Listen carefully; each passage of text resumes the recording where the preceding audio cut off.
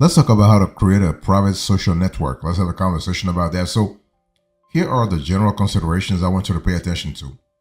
Basically, it's no secret that social media has been the bread and butter for many creators looking to build an audience online. And especially during COVID, where everybody was home, it was really a bonanza for a lot of creators. But as platforms like Facebook face endless questions around privacy, moderation, and more, there are a lot of people steadily looking for alternatives. And what we love here is that those alternatives do exist. Okay, and private social network platforms have become a great option for creators looking to gain more control over their brand and build a deeper connection with and between their members. And since getting started can be a challenge, we actually have covered in today's conversation the ins and outs of how to create a private social network in the first place. And so let's first define things for you so you have a clear idea of what I'm speaking about. So, what is a private social network? So, a private social network is an online community space that allows members to communicate and share information without posting on a public forum.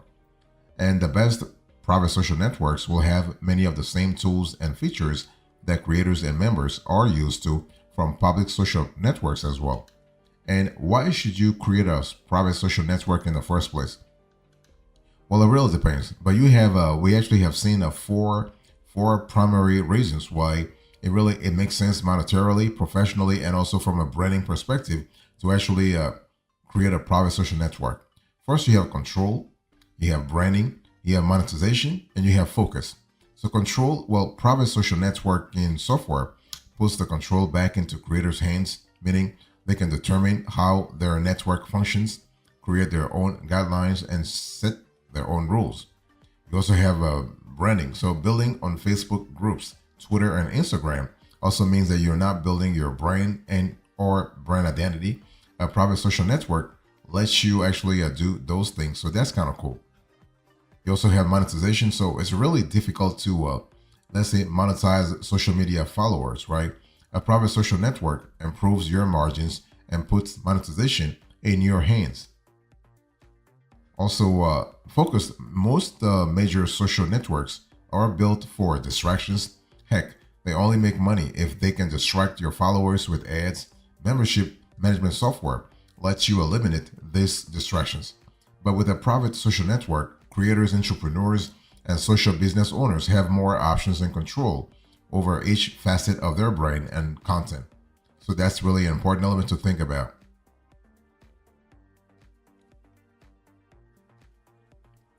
Let me give you the strategy here when it comes to building your own social network. I want to give you 5 steps. The first step is you need to define your goals. Very important. I mean, creating a private social network is actually kind of cool, but you have to determine why you are making one in the first place. I mean, you're not trying to really replicate what Facebook has done already or what Twitter, Instagram, or what have you have done already, right? You gotta have a specific goal in mind, and that goal has to resonate with your target audience. And the answer might seem like it will be simple, something like I want to grow my business or I want to make recurring income. Actually, it's kind of cool, but this is not the right answer to think about. Let me break it down for you. Now, there are some questions to get you started, especially when it comes to finding the right answer. Okay. And so, what can I accomplish? What can I not accomplish on my current platform that I really could on a private one? What roadblocks does my current platform cause for my community, and how can building my own private social network remedy that? And how can creating a private social network better serve my members, right? It's all about putting the power back to your members' hands because they are the ones why you are here in the first place. So the clearer you are about what an online community is going to bring to you and your members, the better.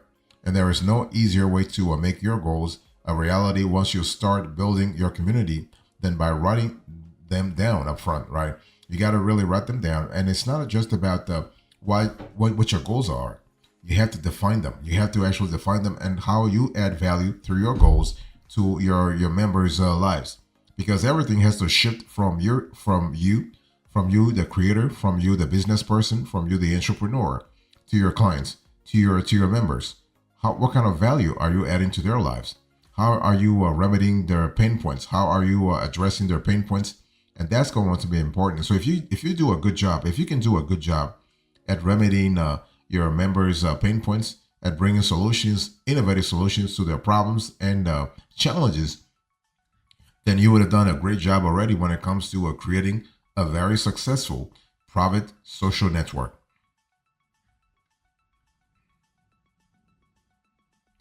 If you want to create a private social network, you need to create your community's big purpose. So we are speaking about big purpose in the sense that you have to have a central point, a central focus around which your members will have to rotate to, around which your actions will revolve will revolve on. Okay, the second step you need to take to create a private social network is to really clearly define what your community's purpose is and why you can only accomplish it by making your own network. Think of your community's big purpose as the motivation behind your community. And it's something that can only be achieved if you bring together a specific set of people, right? And so by the time you begin transitioning your community away from a public network to a private one, you will have already all the research to know why it's the right move in the first place.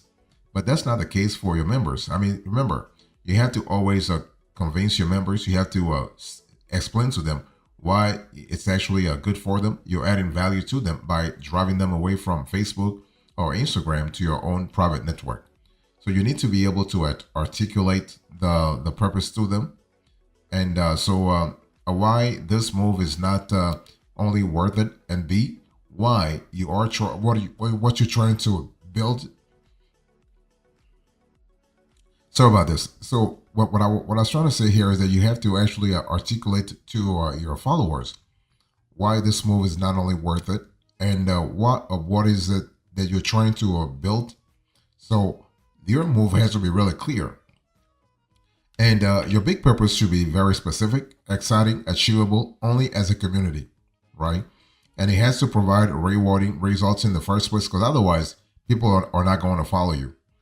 And it's a key component to building a thriving private social network, and it is absolutely worth the time to figure out.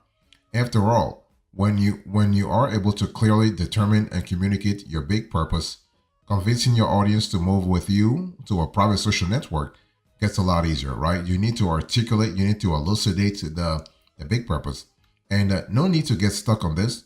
So with the right software, you are able to instantly create a perfect big purpose plus a community name and brand identity for you. So you can try software such as Paperbell, Mighty Pro, and so on and so forth. The third step here is that you need to actually define your ideal member. So after you have determined your motivation for a transition into a private social network and worked out your big purpose, you'll need to define your ideal member, right? And your ideal member is actually the person who is going to be most excited and energized by your private social network. And think of them as your biggest supporter. Your ideal members are the ones who you imagine will join your community when you started building your big purpose in the first place. And when we speak about your ideal member, you have to be really clear. You have to be really granular. And some experts talk about persona, your customer persona or your member persona. But ideal member actually has to fit a certain level of reality. So we're speaking here about your ideal member's geography, your ideal member age. In other words, their demographics, and also your ideal member profession. And don't forget the chronology. The timing is really important. Okay, and so here are some things you can consider when determining your ideal member in the first place. You want to think about how old your ideal member is.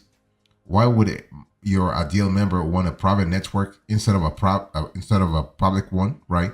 Why would they want to go from Facebook or Instagram or YouTube to your private social network? And what has your ideal member been trying to accomplish that they can't on their own? In other words, what are you doing, or what are you having that can add value to their lives? So once you have a clear understanding of who your target audience is, your job becomes much easier. Why? Because of granularity, because of transparency, because of scalability. because you are not trying to target everyone.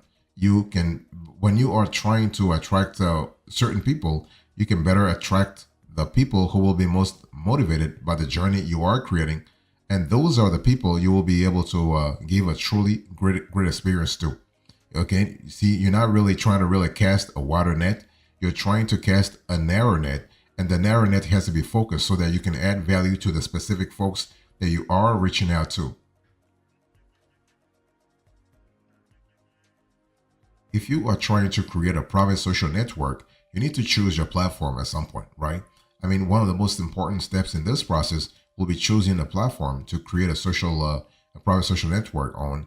And the thing is that if you have already done any research into the matter, there is a good chance you have noticed that there are a lot of online community platforms out there, and a lot of them allow creators to build private networks. That's for sure.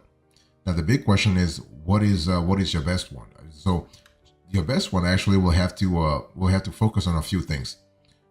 When there are so many white label social network platforms out there, here's what you will need.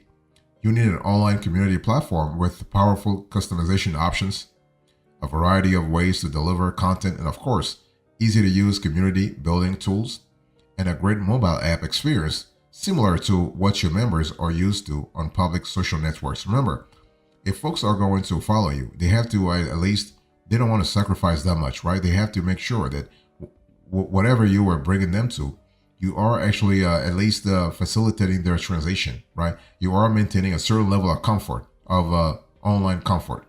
So if you are curious about some of these tools and features might look like, here are a few ones that we love.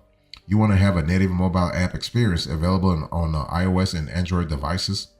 You want to have discussion boards, polls, Q&As, live and recorded video. That's kind of important. So asynchronous and synchronous. You also want to think about member profiles and member data, direct messaging and subgroups. That's really important also when it comes to creating that bond that you want to have. And you also want to have subscription options, virtual event hosting, live streaming, and online courses. So of course, this is not an exhaustive list, but it gives you an idea of the kinds of things you should be able to do with whatever private social network software that you choose in the first place. So that's kind of important to really keep in mind.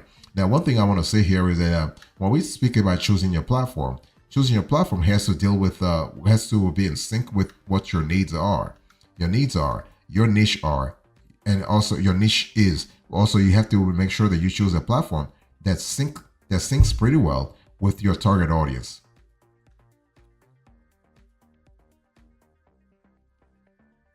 Next, you want to invite people to your private social network. I mean, it's important to really understand that, if you have a private social network, but nobody knows about it, or nobody knows that it really exists, it's not really worth it. You paying money to the software provider for nothing. Okay.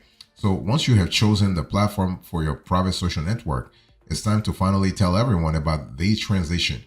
First and foremost, it's important to acknowledge that if you are moving an existing audience to a new platform, you will lose some members. I mean, how much would you lose? Maybe 10%, maybe 15%, maybe 20%. It depends on the solidity, the strength of your network in the first place.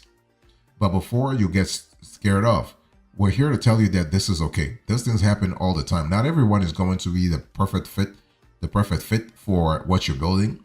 And while you might lose a bit in numbers, you are going to gain a lot more interactivity. That's what you need in the first place. So basically, if you are trying to build a community on a private social network from scratch, then don't stress out about shooting for the stars right away. Remember, at the end of the day, only 20% of your members will actually contribute 80% of the engagement, of the monetary value if needed, and also in terms of the dynamism. 20-80. That's the Pareto law.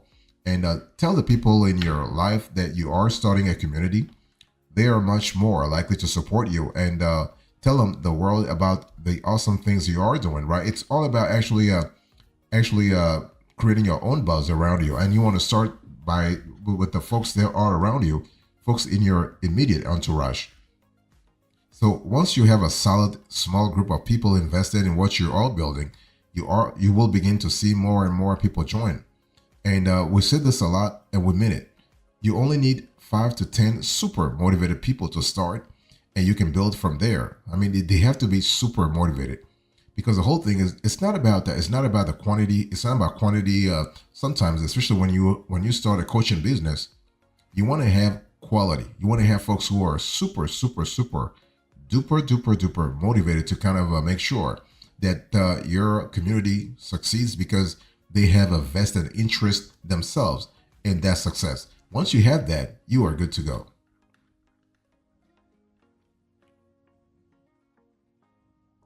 So when we think about creating a private social network, it's really important to understand that if you are ready to start, the first thing you want to do is you want to start. I mean, don't actually procrastinate, because procrastination is really bad here. Don't really fall into analysis paralysis. Okay. Right now is a great time to consider creating a private social network for your community. And the cool thing is, you will gain more control over your business, and will be able to give more unique experiences to your members. It was kind of crazy where some coaches and consultants, they were thinking about 5 years ago was the best time to actually start an online community, because that was pre-COVID, and then COVID happened and everybody started jumping into having a private social network. Now COVID is over, but they're still thinking, well, I'm going back to doing things the way I was doing them before. No, it's never too late. And so the thing is that you want to have a cultural software platform that lets you bring together community, courses, content, and commerce. So you are able to create your own network too. So that's kind of cool. And so what you want to do is you want to actually have the right software that can actually help you sow the seeds for a thriving community, because you want to build a platform that grows with you and your members. Okay. So you want to have if you want to think long term, you want to have a great mix of courses, live events, live streaming, messaging, and written and video content. You got to have that. And you also want to make sure that your community will be available anywhere, thanks to a native mobile app, mobile app support across iOS and Android devices, because otherwise you're going to lose more members if some members can only reach the community via desktop. And you want to have this sort of accessibility right off the bat. And you want to get features to create online courses, charge for membership, and even host virtual events. And that way you are able, as a creator, to do more on the platform than anywhere else. Okay. So that's a really important element. By the way, when you choose a software, a private, like a social network software tool, make sure that you go with one that has a free trial, like a 14-day or 28-day or a 30-day free trial, so that you can test out the software with your own hands and see what you like, what you don't like, and tweak all, like really actually figure out all the kinks before you actually go for a live software tool. And make sure you are comfortable with the kinks, and that way you know what you're getting yourself into right off the bat.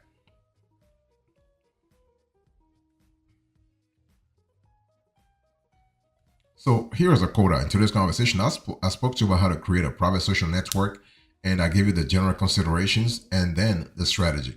Thank you so much. God bless you. I'll see you next time. Until then, remember, stay marvelous.